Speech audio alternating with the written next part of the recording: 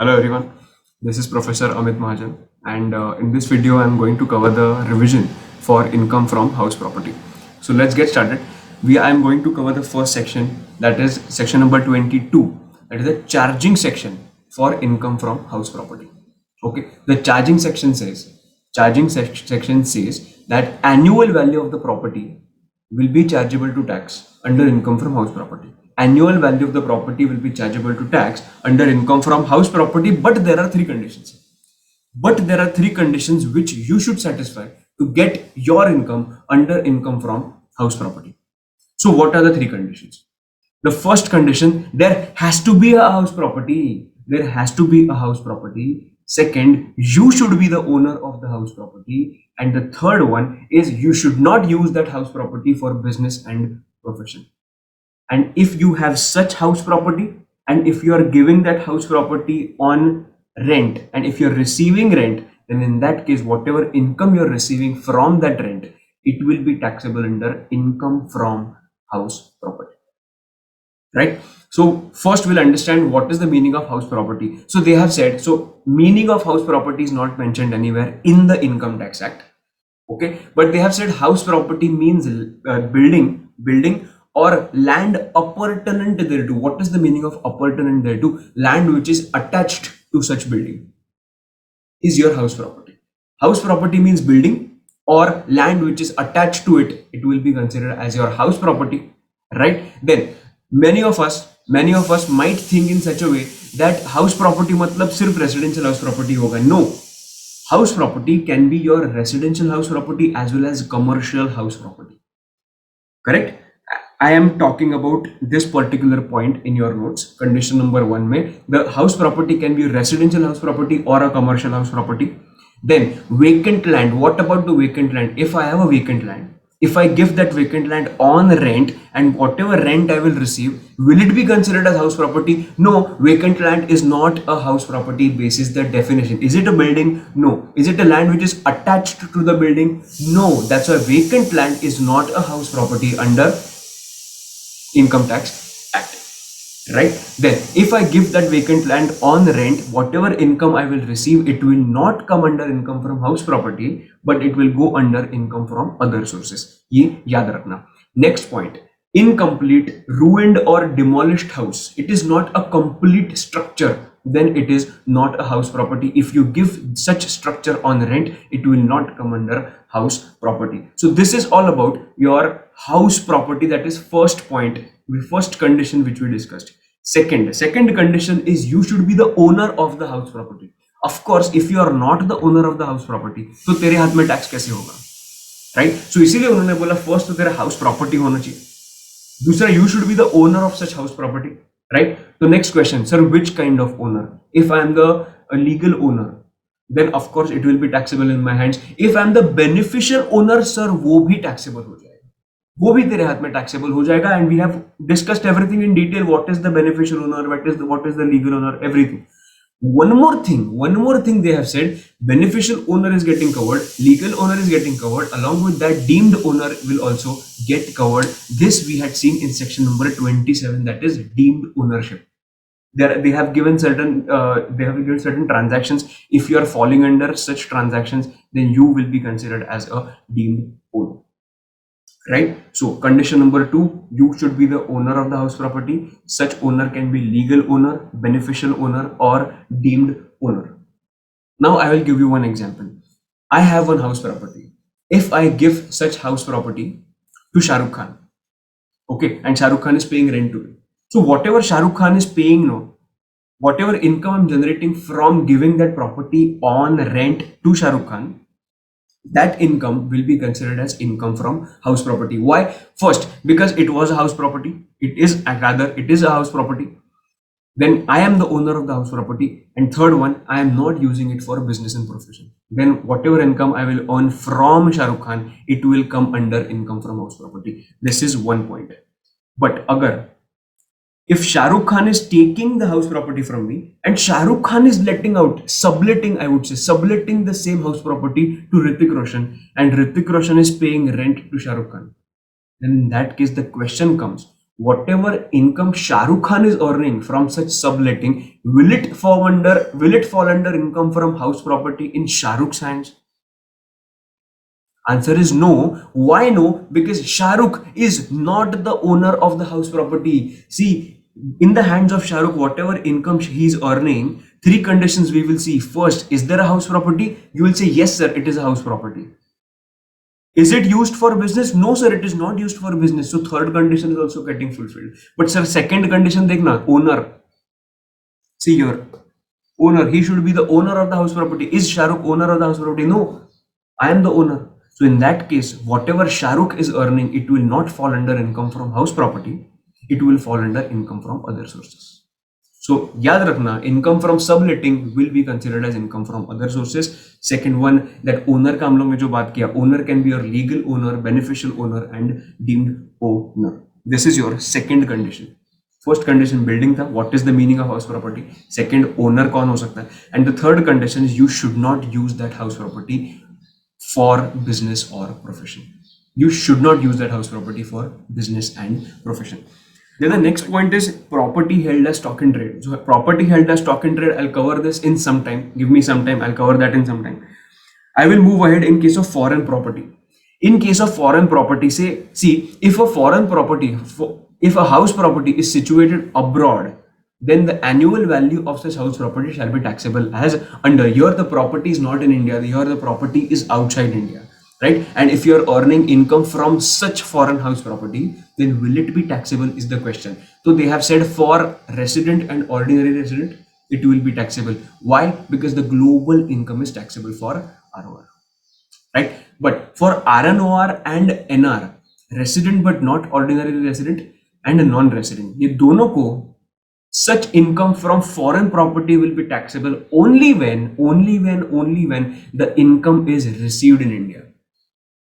When the income will receive in India, then only it will be taxable for RNOR and NR, because the global income is not taxable for them. I hope you remember the concept of scope of total income, right? So this is all about your foreign property. The next point is composite rent. The next point is composite rent. What is the meaning of composite rent? In composite rent, you are giving the house property on rent. You're letting out the house property, but you are letting out not only the house property, along with that, you are letting out some other assets or services. For example, furniture. You have given the house which is well furnished. So you are charging rent not only for that house property, but also for the furniture which you have provided to them. So whatever income you will earn in the form of rent, can I say it will be a combination for house property and furniture? So कितना portion house property में consider करना है और कितना portion दूसरे कौन से head में कंसिडर करना है, वी नीड टू आइडेंटिफाई. बराबर ना, because whatever income I am earning that is not solely for house property. तो सब कुछ तो इनकम फ्रॉम हाउस प्रॉपर्टी में नहीं जाना चाहिए.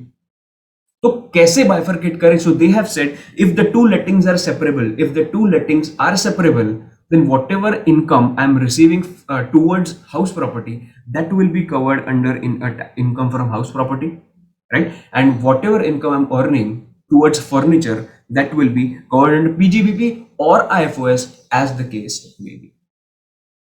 Perfect. This will be applicable when the two lettings are separable.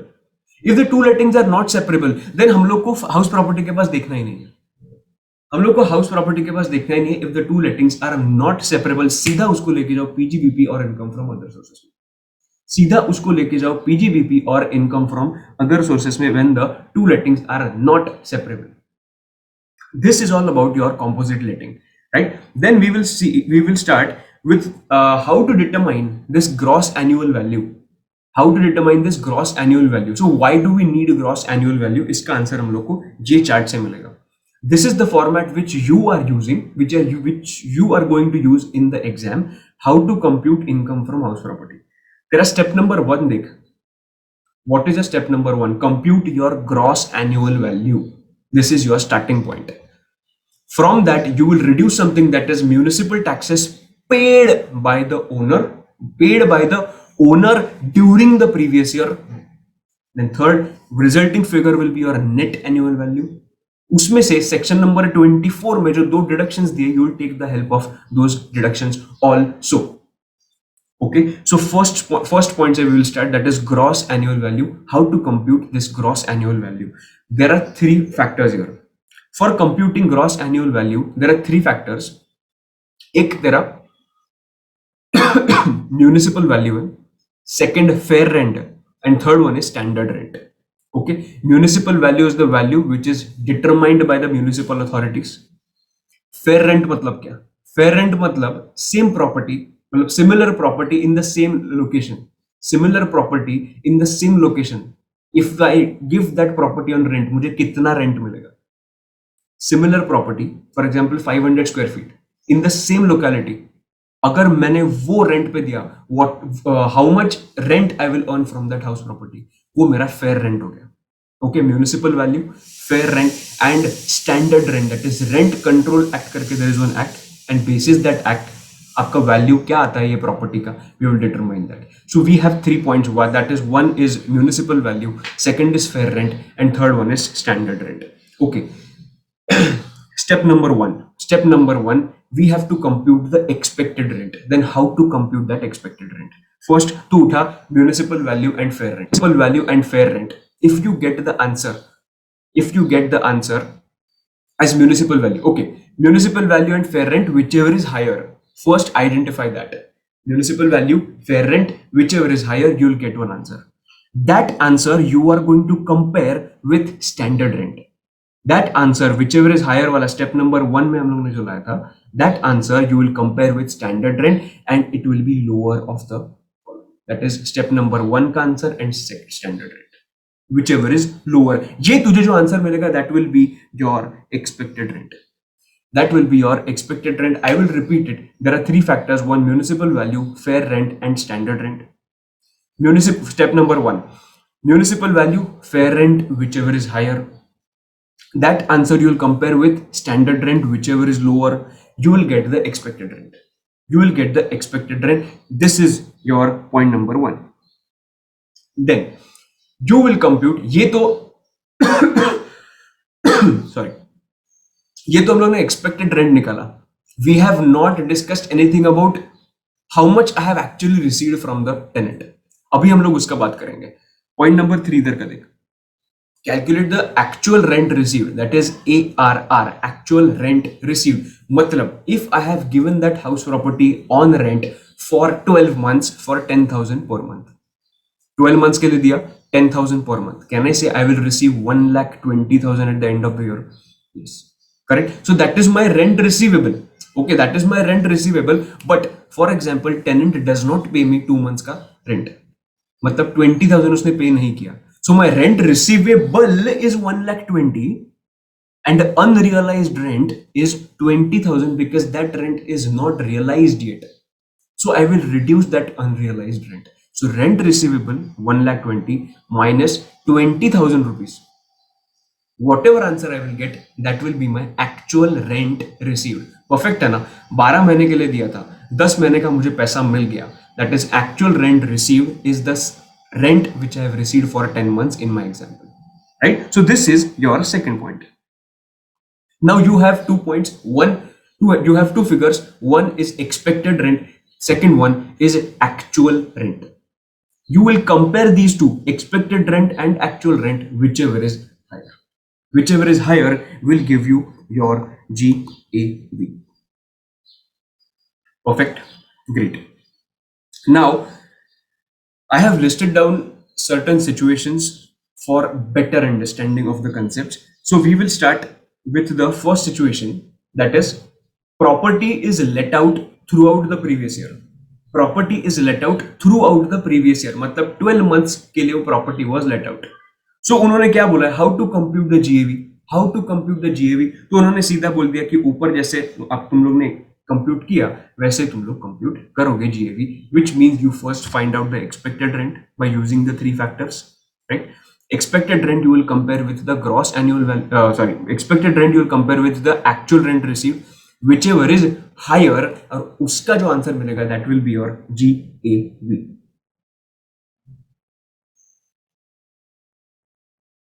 That will be your GAV. So this is a plain vanilla case. Now next we will start, that is where the let out property is vacant for part of the year. Where the let out property is vacant for part of the year. So please understand, in this situation what is happening. Here I have one house property. I'm giving that house property on rent to, say, Amitabh Bachchan. Okay, for I have a house property. I'm giving that house property on rent to Amitabh Bachchan for 10 months. I'm not giving for 12 months. If I'm giving for 12 months, I will fall under the first situation. But in the second situation, what am I doing? I'm giving that house on rent to Amitabh Bachchan for only for 10 months. And बाकी के जो 2 months है ना, it is absolutely vacant. It is absolutely vacant. I am not occupying that. It is absolutely vacant. So 10 months it is with Amitabh Bachchan and 2 months it is absolutely vacant. If this situation arises, you will fall under situation 2. You will fall under situation 2. Here also, for computation of GAV, for computation of gross annual value, उन्होंने एक चीज बोला है. See, if your expected rent is 100 and actual rent is 180, your expected rent is 100 and your actual rent is 180. So can I say whichever is higher, my actual rent is going to be my GAV? Correct? My actual rent is going to be my GAV. Here there is no problem. Problem arises where your expected rent is 100 and actual rent is 80. Your actual rent is lower than the expected rent. Here we will see what is given under situation 2. In situation 2, they have said, if the property is vacant for part of the year and let out for part of the year, you first compute the expected rent, you then compute the actual rent. If the actual rent is lower than the expected rent, I will repeat it once again, if the actual rent is lower than the expected rent, then in that case identify the reason behind it. ये actual rent lower क्यों है, ये actual rent lower क्यों है. See I have drawn one figure here. See situation 2, let out for 10 months for 10,000 per month and vacant for 2 months. In that case, see, the expected rent is 1,10,000, actual rent is 10,000 into 10 months because 10 months के लिए let out था, बराबर. So actual rent is actually 1 lakh rupees. अभी देखिए, my expected rent for 12 months is 1,10,000. इधर मैंने बाजू में लिखा है, correct. My actual rent for 10 months it is 1 lakh. So can I say my actual rent is lower than expected rent? Yes. They have asked us to identify the reason behind it. Is your actual rent lower than the expected rent because of vacancy? Is your actual rent lower than expected rent because of vacancy? इसका क्या मतलब होता है? मतलब अगर vacancy नहीं होता, अगर मतलब वैकेंसी नहीं होता तो मेरा एक्चुअल रेंट एक्सपेक्टेड रेंट से ज्यादा होता क्या, इज द क्वेश्चन. अगर मेरा 2 महीने का वैकेंसी नहीं होता तो मेरा एक्चुअल रेंट एक्सपेक्टेड रेंट से ज्यादा होता क्या, is the question. If the answer is yes, in this case it is happening. See, my expected rent is 1,10,000. My actual rent is 1 lakh. Why? Because 10,000 into only 10, because it is let out only for 10 months. But can I say it is vacant for 2 months? Yes. So can I say if I just multiply 10,000 into 12, then in that case the actual rent is exceeding the expected rent. My actual rent is exceeding the expected rent. मतलब can I say ये जो 1 lakh है ना, ये 1 लाख जो है ना, ये 1 लाख क्यों नीचे गया एक्सपेक्टेड रेंट से? Because it is due to vacancy. Due to vacancy it went below your expected rent. अगर वेकेंसी नहीं होता तो ये एक्सपेक्टेड रेंट के नीचे नहीं जाता, which means my actual rent is lower than the expected rent due to vacancy. Correct? Yes. Now I'll take one more example here. Say for example, my expected rent is 1,50,000. My expected rent is 1,50,000. Okay, for 12 months. my actual rent my actual rent for 10 months is 1 lakh only. But अगर वो 1 lakh is okay, 1 lakh is for 10 months, yes. But अगर वो 12 महीने के लिए late out होता property, तो मुझे कितना एक्चुअल रेंट मिलता? 1,20,000।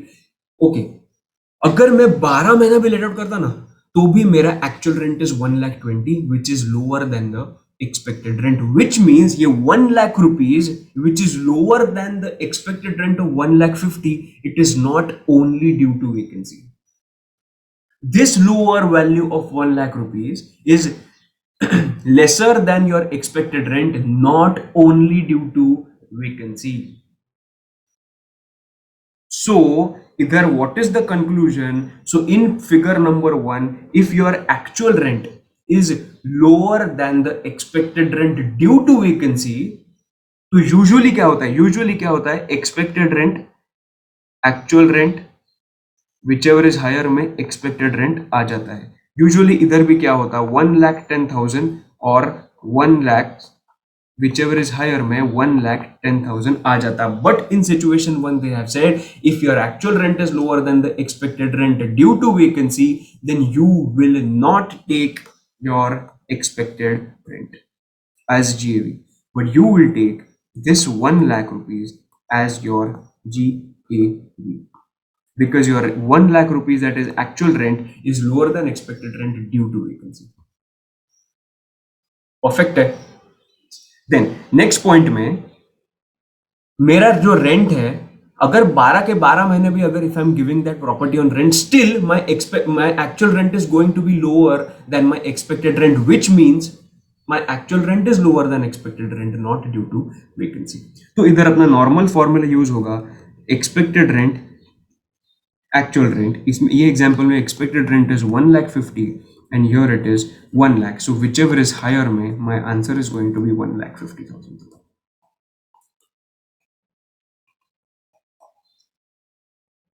ये तेरा सेकंड सिचुएशन का फंडा था. ये तेरा सेकंड सिचुएशन का फंडा था.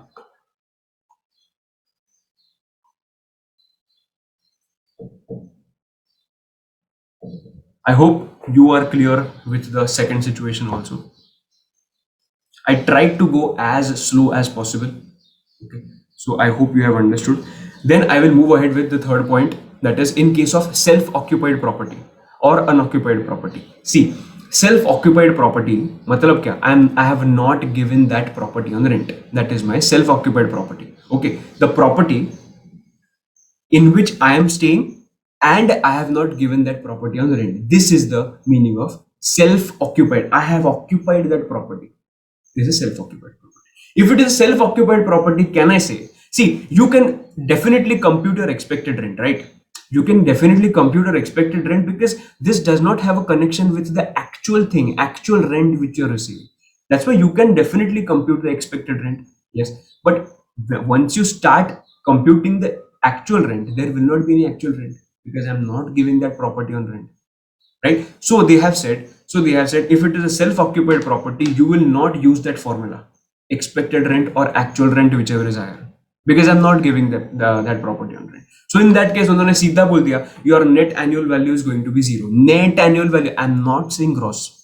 I'm not saying gross annual value. I'm saying net annual value is going to be zero. Perfect. Net annual value is going to be zero.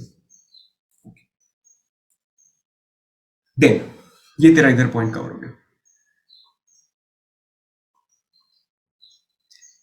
Correct.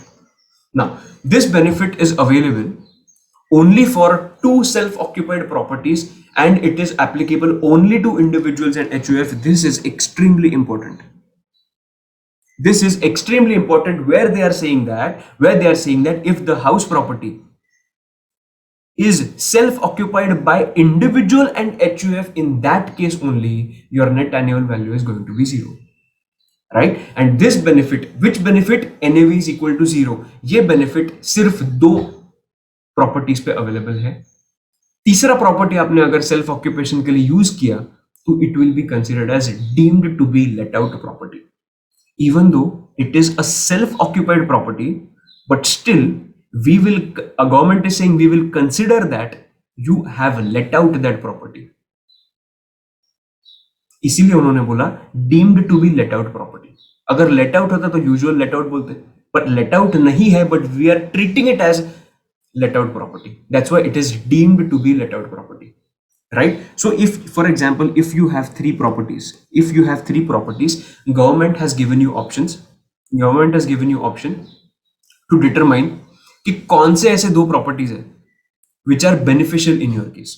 Which are beneficial in your case, वो दो beneficial properties को बाजू में निकाल.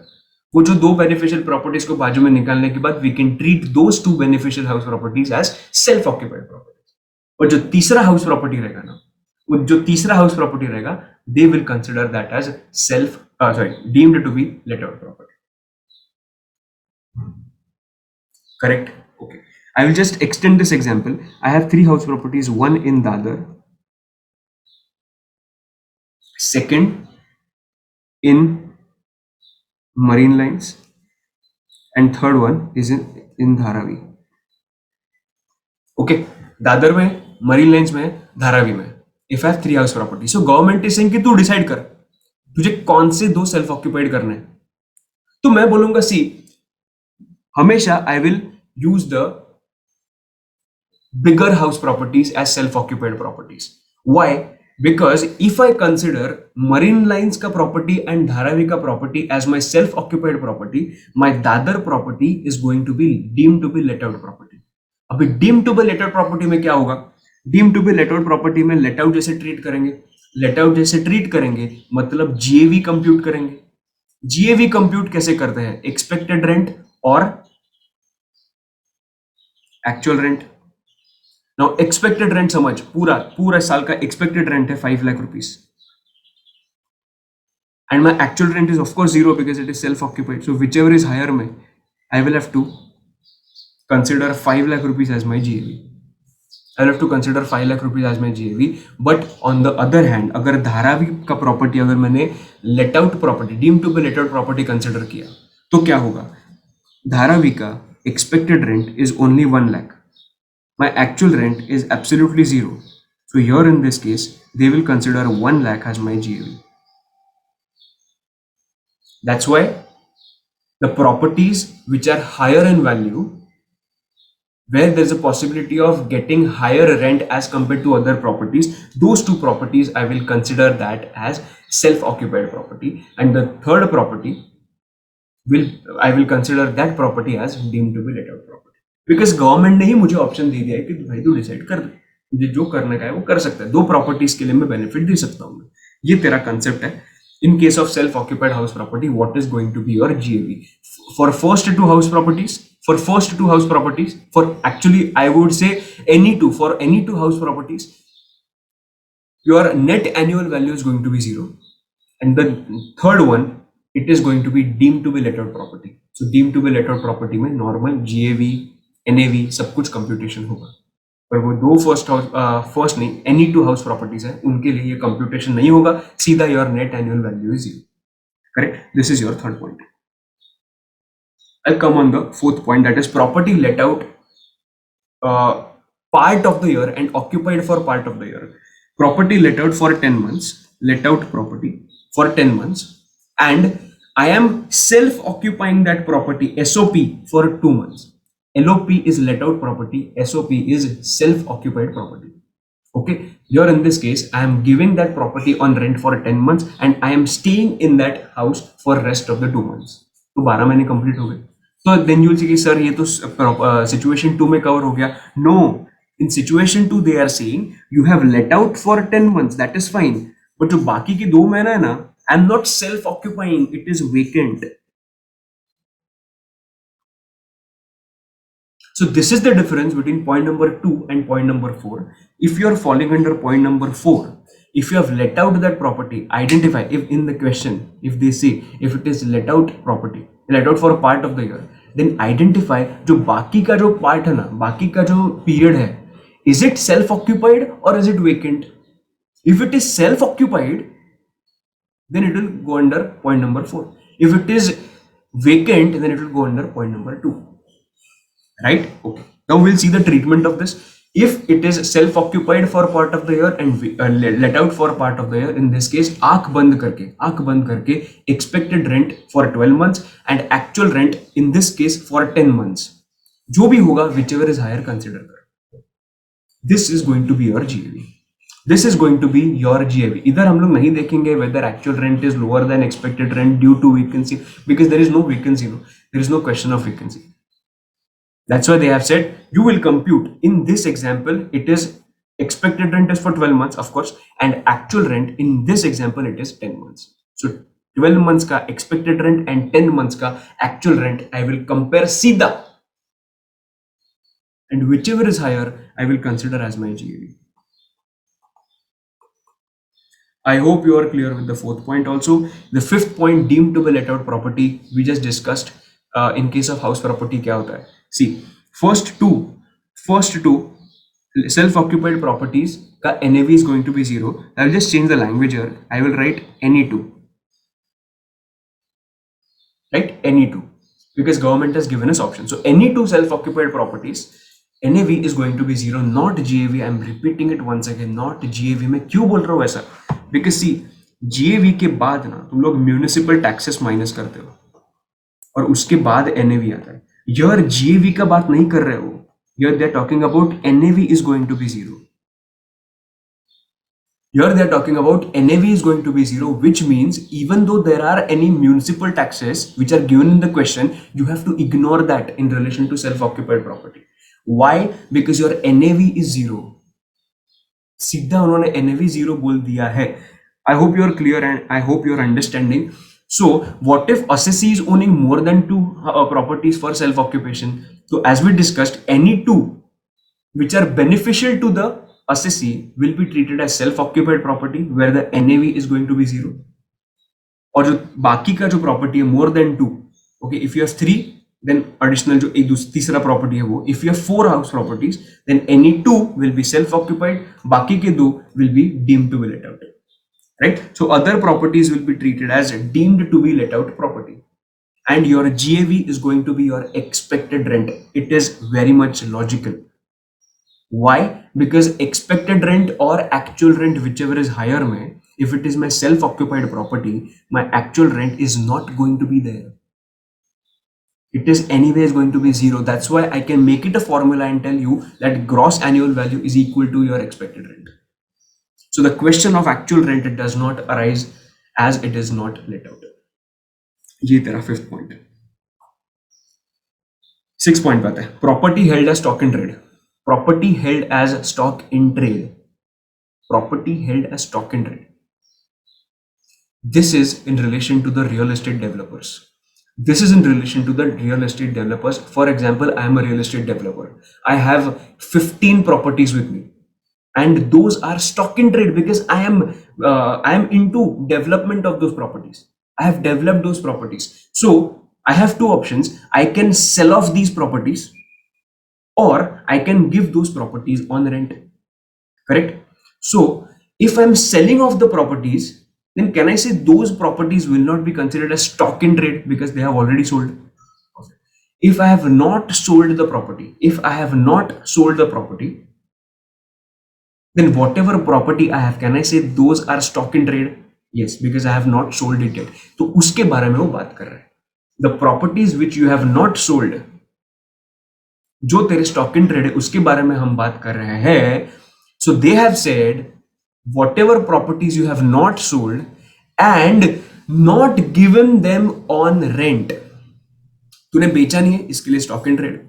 Stock in trade के बाद तूने सिर्फ ऐसा ही वेकेंट रखे हैं, you have not given those properties on rent also, then in that case government is saying that we will not collect any kind of tax, we will not collect any kind of tax from you for the first 2 years.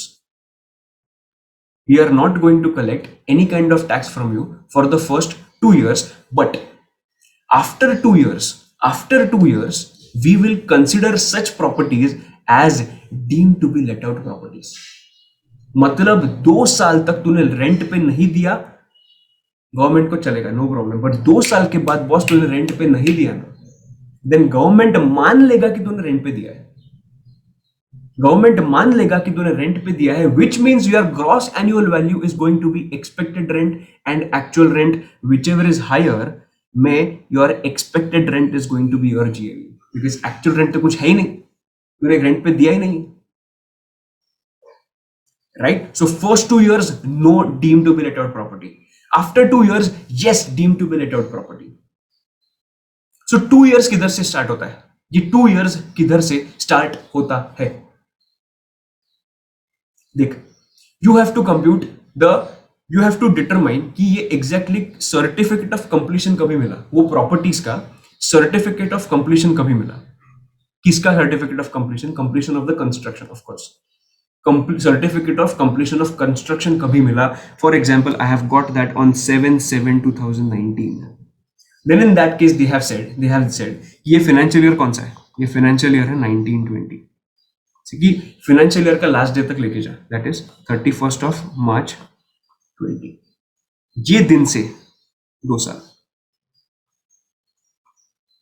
2 years from the end of the financial year, from the end of the financial year in which certificate of completion of construction is received.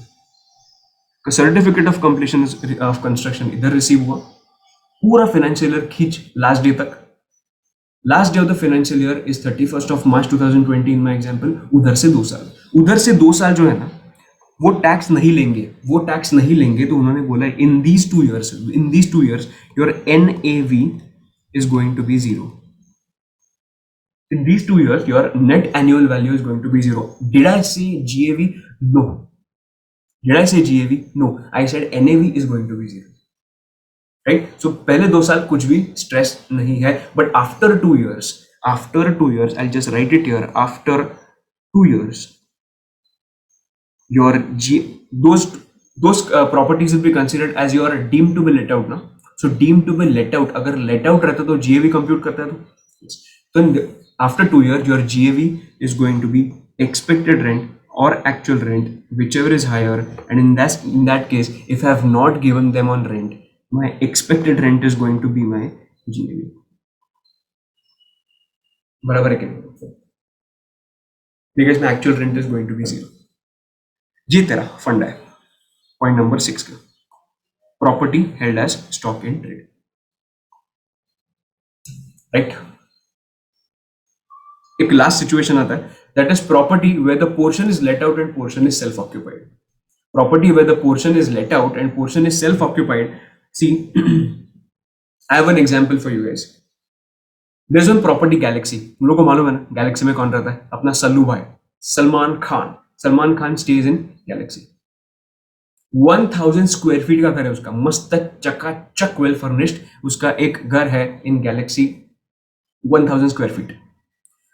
Half of the property is self occupied, वो खुद रहता है क्योंकि शादी तो हुआ नहीं है, तो क्या करेगा इतना बड़े घर का? तो इसने क्या बोला कि I will do one thing, I will give half of the house on rent.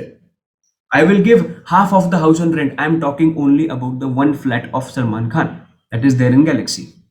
जो 1000 स्क्वायर फीट का घर है उसका, he thought he will stay in 500 square feet area and he will let out 500 square feet area. So can I say one property has been broken in two parts? One is self-occupied property and second is let out property, right? So if this situation arises, you will fall under point number 7, where the portion is let out and the portion is self-occupied. तो उन्होंने सीधा बोल दिया, income tax department ने सीधा बोल दिया कि nothing doing, to do two separate computations, मतलब ये 500 स्क्वायर फीट के लिए एक दूसरा कंप्यूटेशन करो, treating it as self occupied property, और जो दूसरा 500 स्क्वायर फीट है उसके लिए सेपरेट कंप्यूटेशन करो, treating it as let out property. Okay, if I treat it that 500 square feet as a self-occupied property, can I say for that particular 500 square feet, can I say my net annual value is going to be 0? Right? My net annual value is going to be 0. Absolutely yes. My net annual value is going to be 0. So municipal taxes कितने पे किए हैं, बाद में fair rent कितना पे किया है, फेयर रेंट कितना है, स्टैंडर्ड रेंट कितना है, does not matter at all. Because my net annual value is zero. ये सब standard rent, municipal value, fair rent, these things will compute for determining GAV. There is no question of GAV because उन्होंने बोला SOP में NAV is going to be zero. तो GAV का तो सवाल ही नहीं है. My NAV is going to be zero. Perfect. Right? Then this first computation is sorted. NAV tak the computation is sorted. NAV is going to be zero. But in case of let out property, of course, I need to compute the gross annual value. So gross annual value के लिए वापस वो तीन factors लगेंगे. First one, municipal value. Second one, fair rent. Third one, standard rent. वापस revise with me. Municipal value or fair rent, whichever is higher. That amount you will compare with your standard rent, whichever is lower. That resulting figure you will get, that is your expected rent. That expected rent उठा actual rent received से compare कर, whichever is higher वाला जो amount रहेगा ना, whichever is higher, that is your GAV. That is your GAV. But most of the students इसमें गलती क्या करेंगे? अगर तुझे information दिया है municipal value का, okay, municipal tax नहीं, it should be municipal value. Information दिया है म्यूनिसिपल वैल्यू का, फेयर रेंट का, स्टैंडर्ड रेंट का, then you will say sir ठीक है, आपके डेफिनेशन के हिसाब से और आपके फॉर्मूला के हिसाब से म्यूनिसिपल वैल्यू और fair rent whichever is higher में मेरा आंसर आता है 12,000. Correct. That amount I will compare with standard rent, it comes to 20,000. So whichever is lower में मेरा आंसर आता है 20,000. 20,000 I will compare with the actual rent. Say actual rent for the entire year is 30,000. So whichever is higher मेरा 30,000 answer आ जाएगा. But you are not supposed to do in this way. You are not supposed to do in this way. Why? Because these values of municipal value, fair rent, standard rent is for the entire property of Galaxy. Entire property है भाई. ये पूरे property का उन्होंने value दिया है 10,000, 12,000, 20,000. मतलब you need to bifurcate. No. You need to bifurcate. No, you need to bifurcate that into let out and self occupied. मतलब क्या है? Let out is कितना है? 50%. Self occupied is what? 50%. So let out में क्या करूंगा मैं? Let out में जब मैं म्यूनिसिपल वैल्यू निकालूंगा, स्टैंडर्ड रेंट निकालूंगा, फेयर रेंट निकालूंगा, सॉरी पूरा ऑर्डर में ऊपर नीचे हो गया, फेयर रेंट निकालूंगा एंड स्टैंडर्ड रेंट निकालूंगा. I will not consider 10,000, 12,000, 20,000 boss. I will have to consider 10,000 का 50%, 12,000 का 50% एंड 20,000 का 50%. Because towards let out property पूरा 10,000, 12,000, 20,000 नहीं है.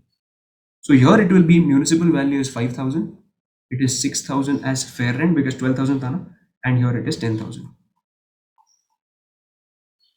So municipal value or fair rent, whichever is higher, comes to 6,000.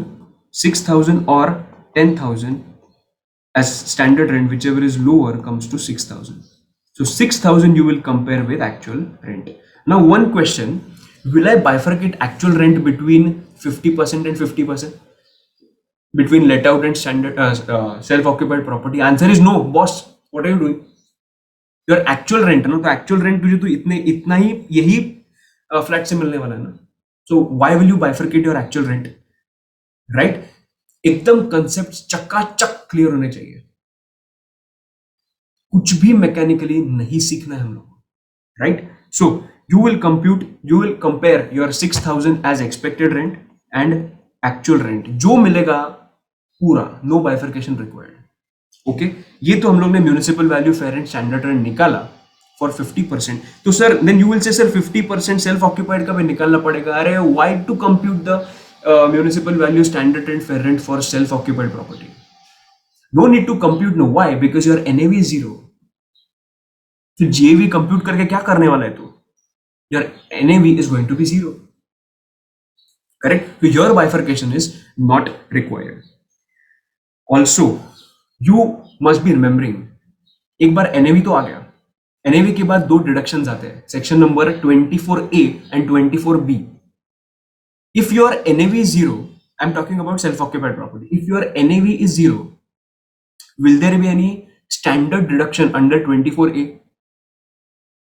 No, क्योंकि zero पे 30% कैसे कंप्यूट करेगा? जीरो ही आने वाला है. सो 24A इज नॉट एप्लीकेबल. सो अगर एनएवी जीरो है तो मेरा स्टैंडर्ड रेंट भी जीरो होने वाला है, स्टैंडर्ड डिडक्शन भी जीरो होने वाला है 30% का. Perfect. Second, section number 24B. Section number 24B is talking about interest on borrowed capital. Is talking about interest on borrowed capital. अभी वो borrowed capital का क्या होगा? For example, borrowed capital is 1 lakh rupees.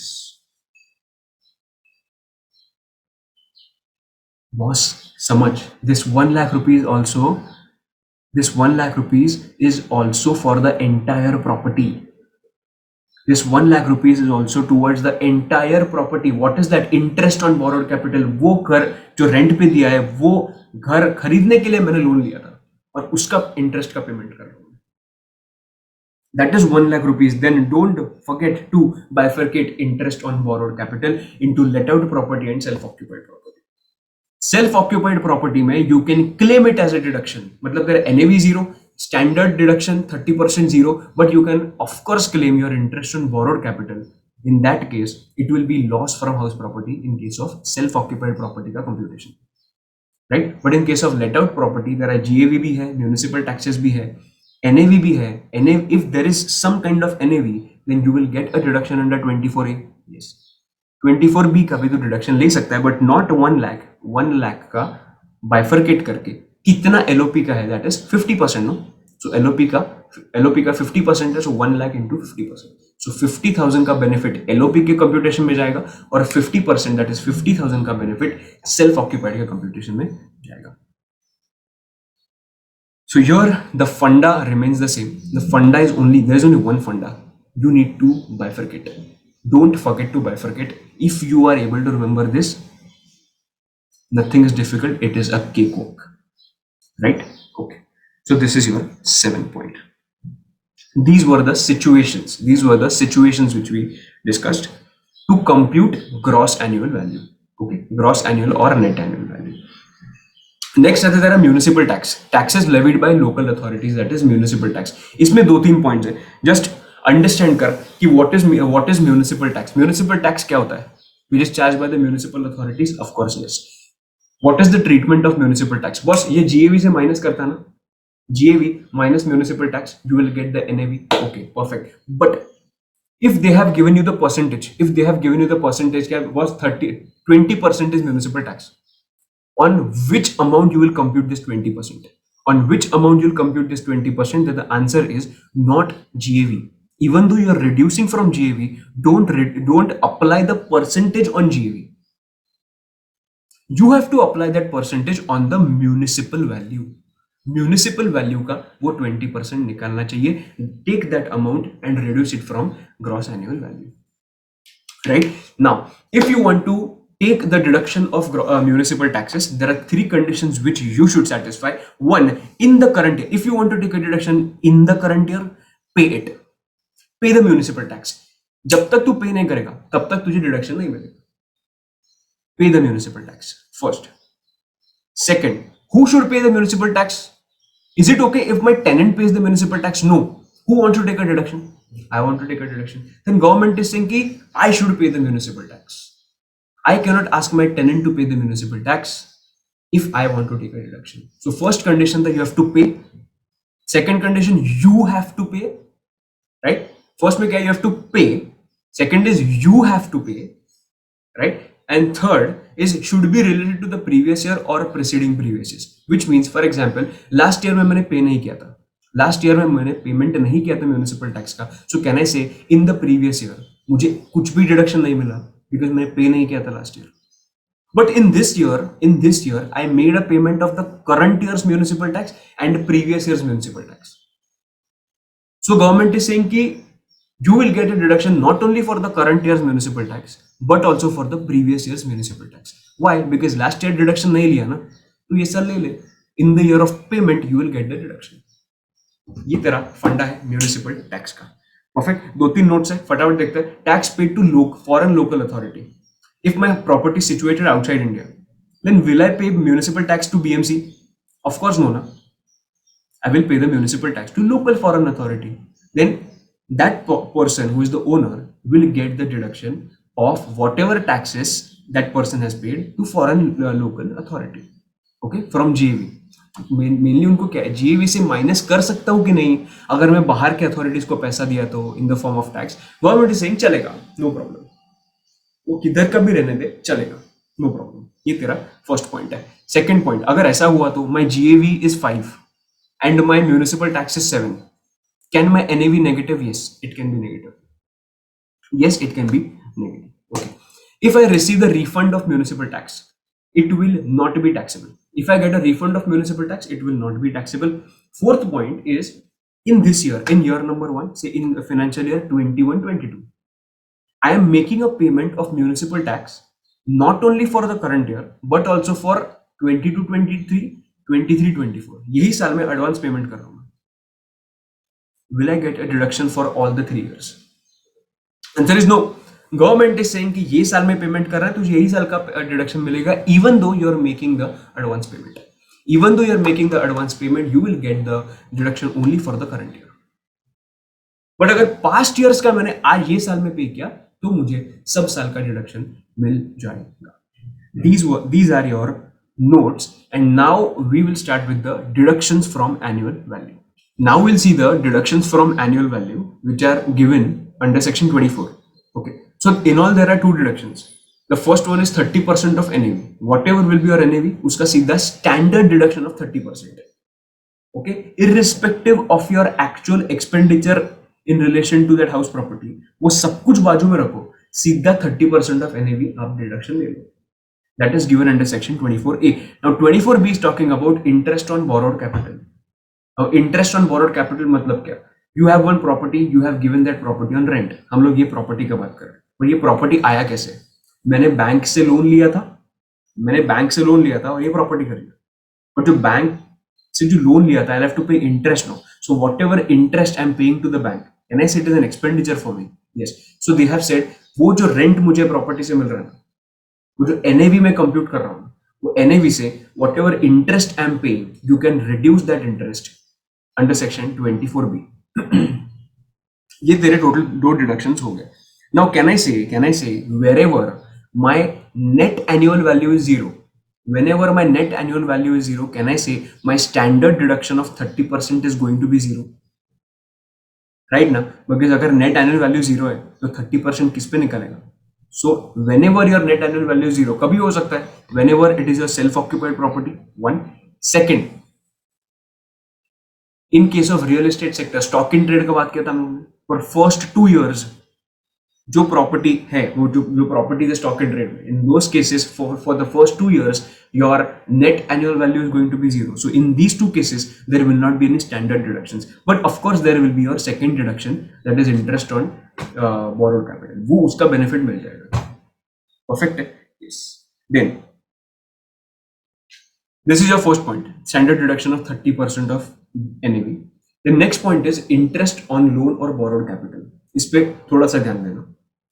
See, I'll just read this. Interest payable on amount borrowed for the purpose of purchase, reconstruction, renovation, repairing, extension, renewal, or reconstruction, okay, of house property can be claimed as deduction on accrual basis. So see, interest on borrowed capital can be of 2 parts. Interest on borrowed capital can be of 2 parts. The first part is pre-construction interest, and second one is post-construction interest. मतलब जो interest का payment मैंने construction complete होने के पहले payment किया था, जो इंटरेस्ट का मैंने कंस्ट्रक्शन कंप्लीट होने के पहले पेमेंट किया था, that is your pre construction interest. और कंस्ट्रक्शन होने के बाद जो लोन का मैंने इंटरेस्ट का पेमेंट किया, that will be your post construction interest. But for determining pre-construction interest and post-construction interest, we need to identify what is the pre-construction period and post-construction period. How to determine pre and post construction period? Very simple, very simple. First, identify what is your date of completion of construction. First, identify what is your date of completion of the construction.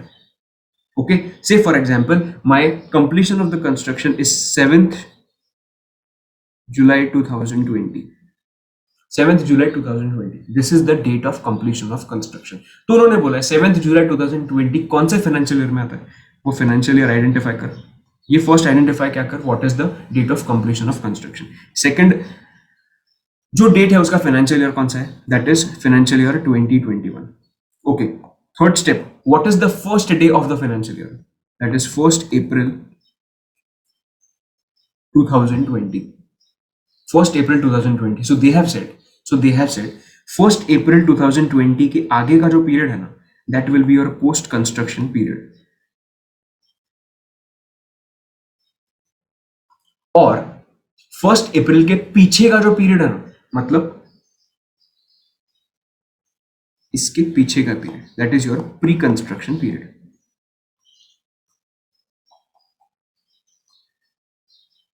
सो क्या करना है, सब लोग इधर देखो.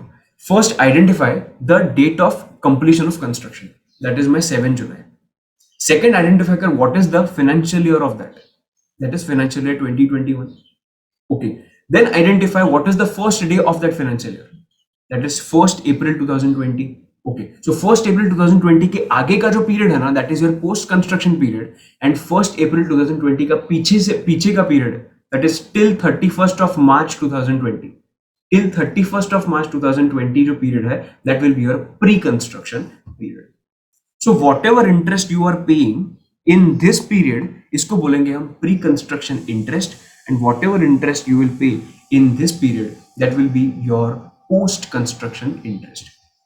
तो sir आपने ये तो बता दिया कि pre-construction period का end कभी होगा, तो मैंने बताया 31st of March 2020, बराबर ना. 1st of April से मेरा पोस्ट कंस्ट्रक्शन चालू हो रहा है.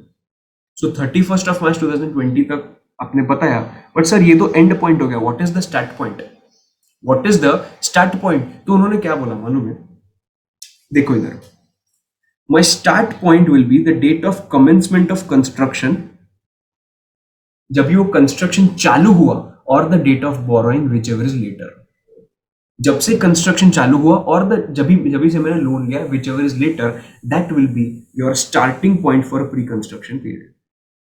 सो मुझे स्टार्ट पॉइंट पे मिल गया, एंड पॉइंट पे मिल गया. Now in case of post construction, which point I have, which point do I have? The point which I have is a starting point, that is 1st April 2020 I have. What is the ending period of that? What is the ending period? Whenever I will repay the entire loan. Whenever I will repay the entire loan, वो जो period होगा, वो जो date होगा, that will be the last day of post construction period. So whatever interest you will pay from 1st April 2020 till you repay the loan, that will be the last day. So whatever interest you will pay in this period will be your post construction interest. ये तेरा funda है pre construction period का और post construction period का. I hope you are clear with this. Okay. Now we saw that we will get a deduction under section 24B for interest on borrowed capital. But similar to municipal tax, ये भी हम लोग को जब भी हम लोग इंटरेस्ट पे करेंगे तो ही मिलेगा क्या मुझे deduction? If I pay the interest, then only I will get a deduction of what? The answer is no. So they have said interest is allowed as a deduction on accrual basis. You are not required to actually pay that to get a deduction of that. Municipal taxes में क्या था, जब तक तू payment नहीं करेगा तुझे कुछ नहीं मिलने वाला. जब तक तू पेमेंट नहीं करेगा तुझे कुछ भी नहीं मिलने वाला है. वो किधर था म्यूनिसिपल टैक्स में? इधर नहीं. इधर उन्होंने क्या बोला, on accrual basis you will get a deduction. मस्त है एकदम, करेक्ट है कि नहीं? Yes. Then I have taken a loan of 10 lakh rupees. Okay, I have taken a loan of 10 lakh rupees. Every year 1 lakh rupees का मुझे इंटरेस्ट आता है. Okay, then I have taken one more loan. Original loan तो है ही बाजू में for that property, but I have taken one more loan to repay the principal amount of the original loan. I have taken one more loan to repay the principal amount of the original loan. Then will I get a deduction of that? Or will I get a deduction of the interest which I will pay to the new bank? इसका एक example लेते हैं. See, I have one original loan, 10 lakhs, and interest आता है 1 lakh. Now to repay the principal amount of the original loan, I take a fresh loan. Okay, and on that I have to pay interest of rupees 70,000. सी, मुझे इसका तो deduction मिल जाता है, original loan के interest का तो डिडक्शन मिल जाता है under section 24B, but will I get a deduction of this 70,000 also which I have taken a loan to repay the principal amount? Then answer is, then answer is, then answer is, then answer is. बोलो बोलो फटाफट बोलो, फटाफट बोलो. The answer is yes. The answer is yes. You will get a deduction of the interest which is paid to the new bank from which I have got the fresh loan. मुझे मिल जाएगा, but what was the purpose of the fresh loan? The purpose of the fresh loan was to repay the principal amount. क्या था? Principal amount अगर repay करने के लिए मैंने fresh loan लिया, then in that case I will get a deduction में. But same situation में if I take a loan from the new bank, if I take a new loan from the new bank, then in that case, whatever interest I will pay to that bank, it will not be allowed as a deduction if I have taken that fresh loan to repay the interest amount. सिर्फ principal amount का अगर repayment करने के लिए fresh loan लिया है, then only I will get the deduction on the interest paid to new bank. Fresh loan अगर interest का रीपेमेंट करने के लिए दिया है, नहीं मिलेगा मुझे डिडक्शन इंटरेस्ट का, जो मैंने नए बैंक को पे कर रहा हूं. Right? Interest on new loan taken for paying outstanding interest on old loan is not deductible. This is your third point.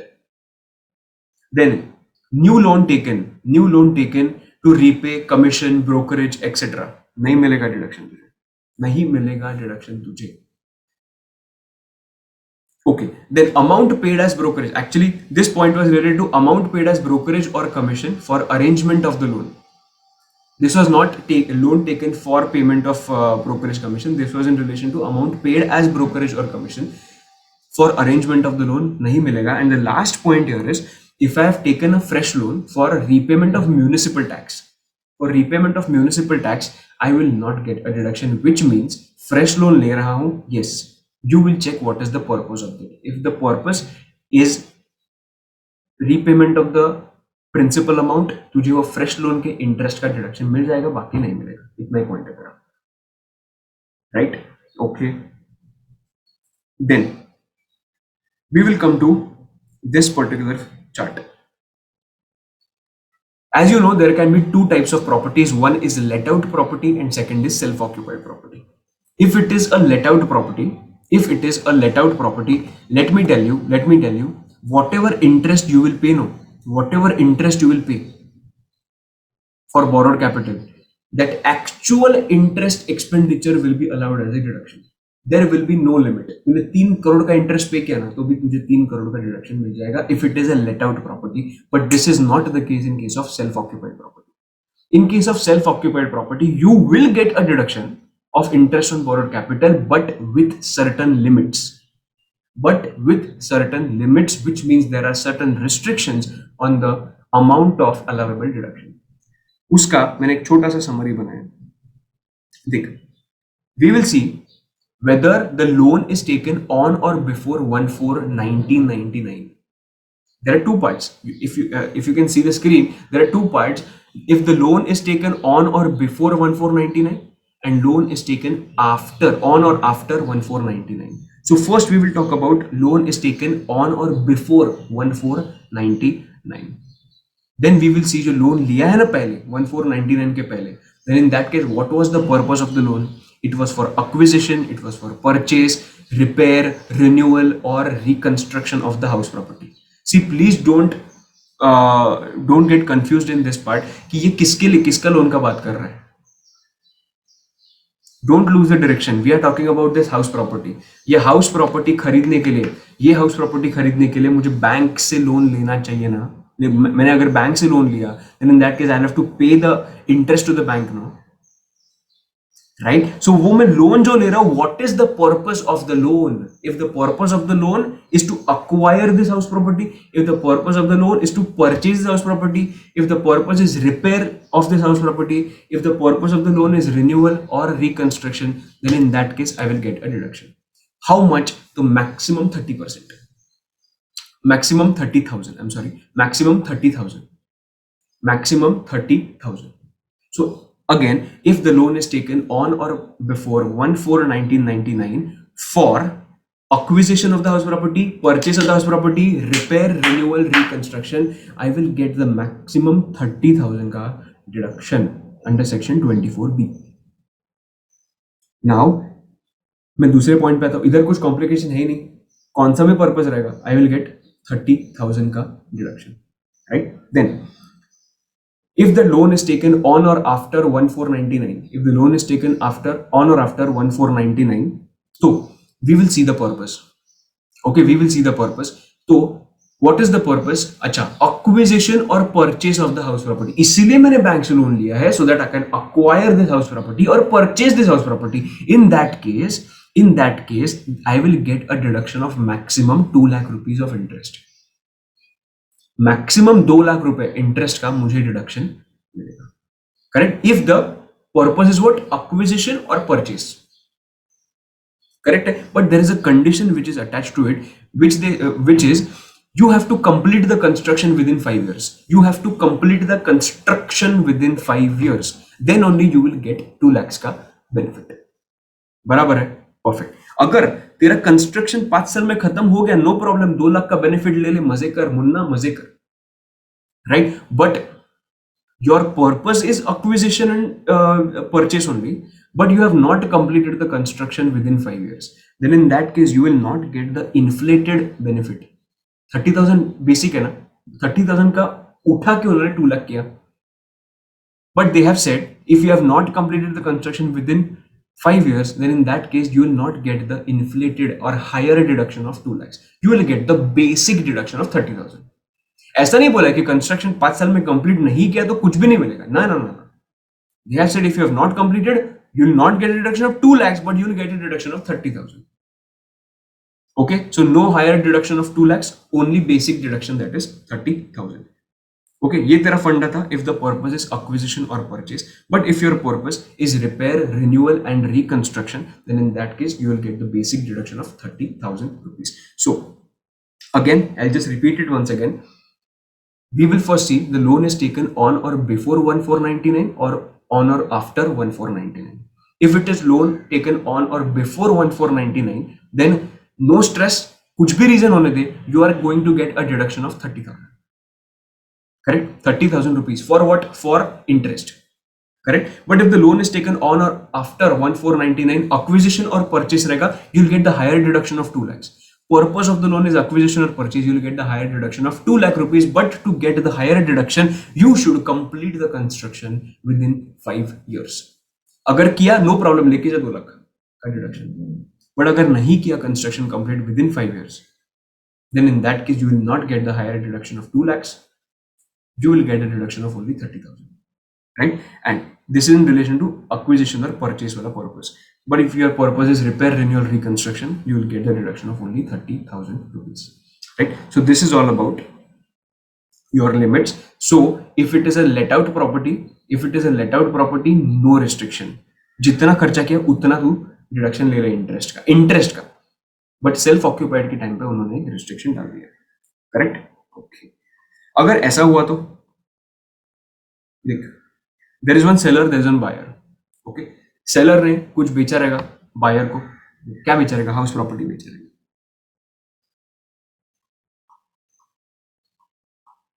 अभी the house property is with the buyer. Now buyer has let out the house property to this person. Okay, now buyer is saying I am not taking a loan from any bank or anything. Is it okay if I pay you the money for this house property in installments? Usually what happens, buyer takes a loan from the bank, right? Takes a loan from the bank and pays off the seller. तो seller का काम खत्म होता है, seller picture में नहीं रहता है. तो पिक्चर में कौन रहता है? एक बैंक होता है, एक बायर होता है. That's it. So buyer pays the interest amount to the bank. वही हम लोग अभी भी डिस्कस कर रहे हैं. सो बायर क्या कर रहा है? सिर्फ buyer has the house property now. Buyer has the house property. Buyer has given that house property on rent, and this person is paying rent to this buyer. So that's why he is computing the income from house property. Income from house property में net annual value आया. Net annual value कुछ लिखा. इस पे मैंने standard deduction 24A का लिया, वो मैंने माइनस किया. अभी बारी है 24B का. 24B is what? Interest on borrowed capital. But in the above situation, have I taken any loan from the bank? I have not taken any loan from the bank. But instead of that, I have asked the seller, can you give me this house property on installment basis, as in relation to payment? House property I'll get fully. But whatever payment I will make, I'm not going to take a loan from the bank. I will do one thing, I will give you the payment or pay you in installments. And along with that, I will also pay you the interest. So the question comes whether that interest will be allowable under section 24B or not. Because 24B में specifically ऐसा तो बोला नहीं है कि bank से loan लिया उसका इंटरेस्ट पे किया तो ही मिलेगा. उन्होंने बोला interest on borrowed capital. Actually, if you see, there is no borrowed capital here of the buyer, but still income tax act has said government बोल रहा है कि चलेगा, if this kind of a transaction is there, still we will allow you to take a deduction of this interest amount under section 24. Even though there is no borrowed capital, still this interest will be allowable as a deduction. ये तेरा point है ये. So we have discussed everything regarding the deductions, that is 24A and 24B. Now we will move ahead with the unrealized rent. Do you remember whenever we computed your actual rent, we reduced something. What did we reduce? One we computed actual rent receivable minus unrealized rent. वो मैंने minus करने के बाद मुझे actual rent मिला, और that actual rent I compared with my expected rent. Actual rent, expected rent, whichever is higher. So unrealised rent minus किया था ना मैंने उधर, so I did not pay tax ना. सो उन्होंने बोला कि treatment of unrealised rent, so in the year in which I will receive the unrealised rent, in the year in which I will receive the unrealised rent, in that year it will be taxable. Because तभी तो मैंने minus किया, तो I did not pay tax on that. So whenever I will receive the unrealized rent, then in that case it will be taxable, right? Then there are three conditions. See, here they are not talking about the taxability. I told you the entire picture. In this particular part, they have just said कि what is the treatment of unrealized rent. जो उन्होंने minus किया था ना, उसके बारे में बात कर रहे हैं. But I just told you the entire picture कि तभी वो माइनस होगा, और जब भी वो अनरियलाइज्ड रेंट एक्चुअली रिसीव होगा ना, इन that year it will be taxable. Okay, तो उन्होंने सिर्फ अभी एक्सपेंडिचर लेने के लिए एक्सपेंडिचर का बात किया कि जो हम लोग माइनस करेंगे ना एक्चुअल रेंट से, तो माइनस करने के लिए भी there are 4 conditions which you need to satisfy. First one, the tenancy is bona fide. Second, the defaulting tenant. Unrealized rent क्यों होता है? What is unrealized rent? You have not received the rent from that person for some particular period. That is your unrealized rent. You could not realize the rent. Then in that case, if you want to take a deduction of that from the actual rent, 4 conditions need to be satisfied. One, the tenancy. जो tenancy है, that is bona fide, that is genuine. Second, the defaulting tenant has vacated or steps have been taken to compel him to vacate the place. तू पैसा नहीं पे कर रहा ना, निकल बाहर. I should have taken some kind of steps towards it. Second point. Third, ऐसा नहीं होना चाहिए कि उसको मैंने ये घर से तो निकाला, but I have given stay for such person in any other house property. ऐसा भी नहीं होना चाहिए. So the third point is that only the defaulting tenant is not an occupation of any other property of the assessor. ये तेरा third point हो गया, right? And fourth point is I should take some legal action against him. And these are the 4 points which you should remember for taking a deduction from your actual rent. So this is the treatment of unrealized rent.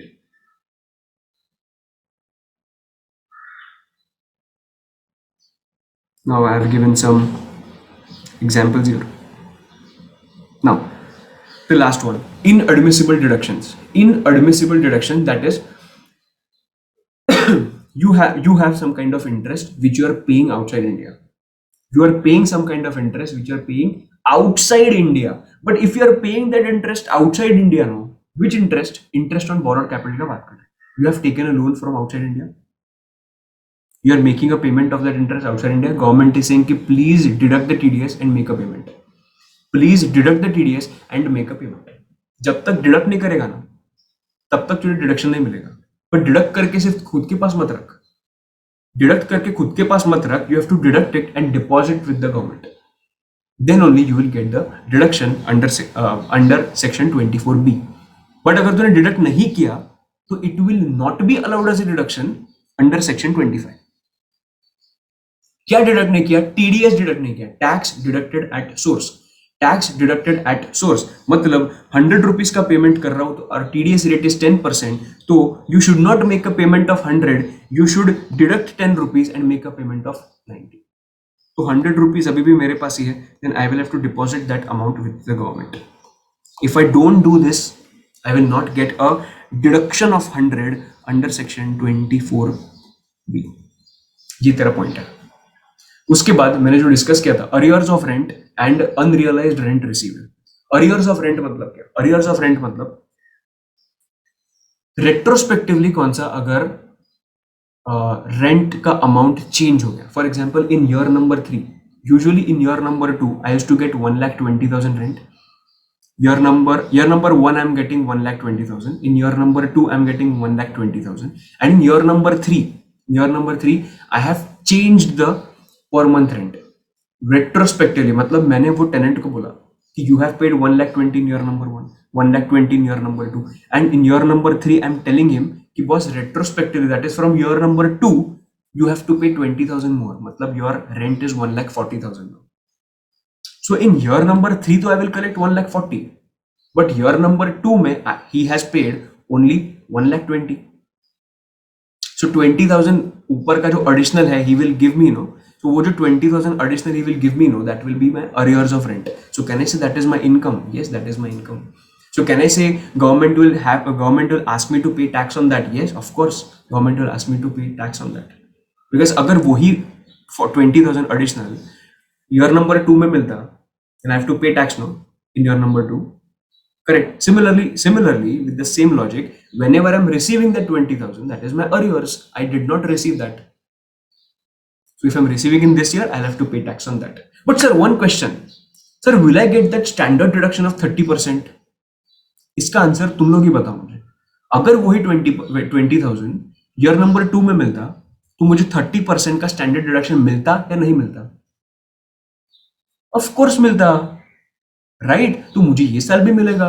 जब भी 20,000 मुझे ये साल receive होगा, अगर वो साल में मिलता तो ये साल में भी सिमिलर ट्रीटमेंट होना चाहिए ना. वो साल में मेरे 20,000 ऐड करता इनकम में तो मुझे 30% का डिडक्शन मिलता. तो ये साल में जो रिसीव हुआ है arrears of rent, if I'm making it taxable, then definitely I will get a deduction of 30%. Correct? This is in case of arrears of rent. Same thing will be applicable to unrealized rent received. जो साल में receive होगा, in that year you'll have to pay tax with a deduction of 30%. You will get a deduction of 30%, no problem. Okay? ये तेरा point है. तेरा next point है treatment of income from co-owned property. Treatment of income from co-owned property, that is section 26. See, you have one house property. ये समझो ये house property, okay? लगाने को भी. So it is co-owned by A and B. इसका 50% है, इसका भी ownership 50% है. And this house property is given on rent. Okay, and किसको रेंट को दिया? रेंट पे दिया. इसको रेंट पे दिया. Okay, C को. Of course, now C will pay rent to A and B. Correct, no? C will pay rent to A and B, of course. Then for that house property, A and B will have to compute no income from house property. Yes, the question is, it will be taxable in whose hands, A or B? Because the property is co-owned. Will it be taxable entirely in the hands of A? Will it be taxable entirely in the hands of B? So they have said, stress mat lo. If any house property is co-owned by two persons, then and if that house property is let out, whatever income those two co-owners will receive, do one thing, do the normal computation of income from house property. Normal income from house property computation कर. वो income from house property से अगर computation का answer आया, answer and वाला answer income from house property का मतलब NAV minus 30% deduction minus interest on borrowed capital, वो सब करने के बाद तुझे 2 लाख रुपए मिला इनकम फ्रॉम हाउस प्रॉपर्टी, उसको बाइफरकेट कर 50-50 में. उसको बाइफरकेट कर 50-50 में. That is 1 lakh will be taxable in the hands of A and 1 lakh will be taxable in the hands of B. ये तेरा ट्रीटमेंट होगा in case of co-owned property if it is let out. But if it is not let out, then so sir, if the house property is there, if it is co-owned by two persons, but if it is not let out, then what? If it is not let out, then it is self-occupied. If it is self-occupied, okay, if it is not let out and if it is self-occupied, then in that case your NAV is going to be zero.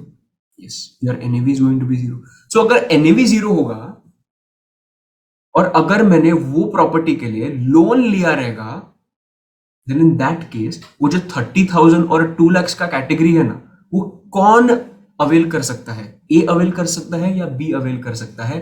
Answer is very simple. वो जो limit है ना 30,000 और 2 lakhs and 30,000 और 2 lakhs, ये जो limit है that will B applicable to both the co-owners. Both the co-owners can take the benefit of 30,000 or 2 lakhs or 30,000 or 2 lakhs. This is the treatment where the house property is co-owned and if it is self-occupied. तो इधर दोनों co-owners को 30,000 2 lakh 30,000 2 lakh तक का interest का deduction मिल सकता है. So the last point is left, that is deemed ownership, that is given under section 27, right? So what is the meaning of deemed ownership? Deemed ownership means you are not the owner, but still income tax department will assume that you are the owner of the house property. इसका consequence क्या है? We had seen three particular conditions in section number 22. In section number 22, they had said there has to be a house property. Second, you should be the owner of the house property and you should not use that house property for business and profession. Right? So if they have considering you as the owner of the house property, whatever income you will generate from that house property, it will be taxable in your hands. This is the consequence of that, right? So first one is transfer of house property to spouse for inadequate consideration. Okay, there is one husband has a house property. Husband is transferring the house property to his wife for inadequate consideration, free of cost, if dear. Then in that case, and if that wife is earning rent from that house property, then in that case, whatever she is earning, whatever income she is earning, it will not be taxed in her hands, it will be taxed in husband's hand only. Why? Because husband is considered as a deemed owner of the house property. Correct है? ये तेरा first point है. Second, transfer of house property to minor child for inadequate consideration. Same logic इधर भी apply होगा.